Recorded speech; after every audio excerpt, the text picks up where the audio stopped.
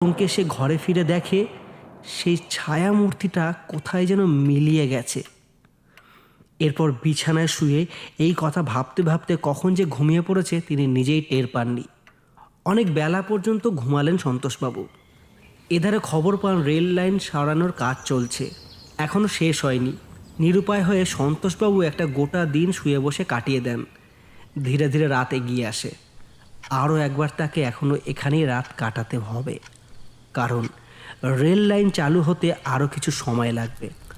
আগের রাতের মতো এ রাতেও তিনি সেই ফায়ার প্লেসের ধারে বসে আগুন পোহান।